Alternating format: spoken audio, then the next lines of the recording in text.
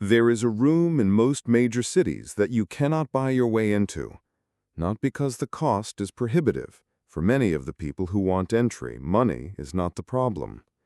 You cannot buy your way in because the product being sold is not a membership. The product is exclusion. Private clubs are one of the oldest and most sophisticated status systems in existence. And to understand why they still matter, in an age when you can buy almost any experience with enough money, you have to understand what money alone cannot purchase. Private clubs in their modern form emerged largely in 18th and 19th century Britain. The gentlemen's clubs of St. James's in London, Boodle's, White's, Brooks's, the Reform Club, were not primarily social venues. They were gatekeeping mechanisms. They allowed the ruling class to gather, exchange information, conduct informal business, and reinforce the social boundaries of who belonged to the establishment. The selection process was explicit. Members proposed candidates, other members voted, and blackballing, the practice of anonymous rejection, meant that a single objecting member could prevent someone's entry indefinitely. This was not accidental cruelty, it was institutional design. The value of the club depended entirely on the quality of the membership, and the quality of the membership depended on the rigor of the selection process.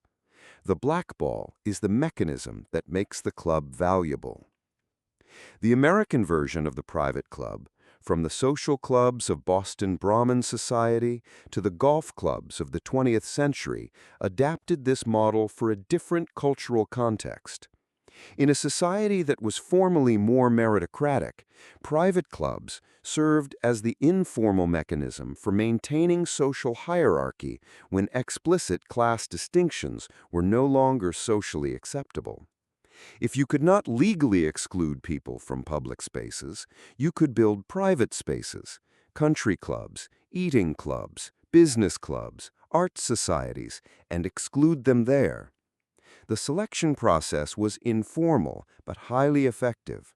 Sponsors, committees, wait lists measured in years, initiation fees, and annual dues that ensured only a specific class of person could afford to try. The exclusion creates the product. A club that admitted everyone would have no value. The value comes from who is not there. Being a member of the right club communicates something that money, titles, and professional achievements cannot replicate. It communicates that you were chosen, not purchased, not hired, chosen by existing members who had the power to say no. That selection, the implied endorsement of people who are already inside, is a specific form of social capital that has no substitute. This is why new money struggles with private clubs. You can be a billionaire and still be on a 5-year wait list for a prestigious golf club. Your financial credentials do not automatically translate into social credentials. The club requires a different form of proof, that existing members want you in the room. The sociology of this is precise. The club is a trust network. Trust networks are built on slow accumulation, shared history, mutual exposure, vouching systems. They cannot be fast-tracked with a check. Private clubs are also information environments. The conversations that happen in these rooms, over lunch, on the golf course, in the bar after the committee meeting, are not public. They are the informal infrastructure of business, politics, and social capital allocation. Research on elite networks has consistently found that access to informal information networks is one of the most important predictors of economic and social advancement.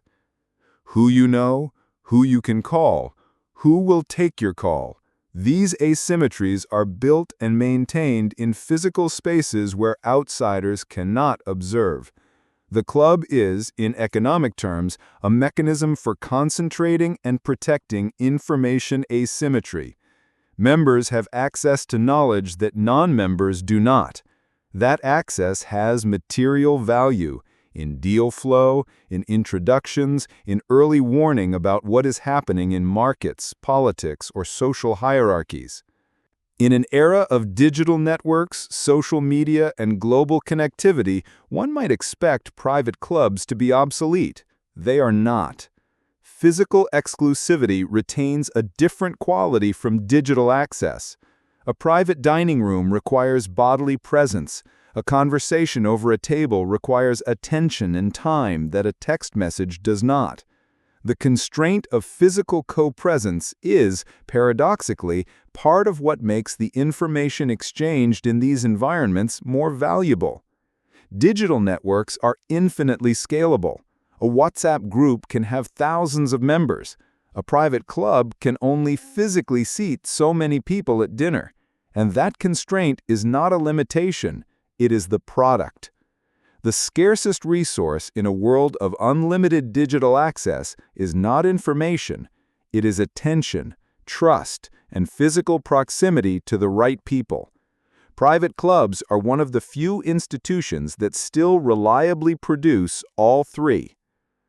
Private clubs have survived for centuries not because people enjoy paying high dues and waiting years for access.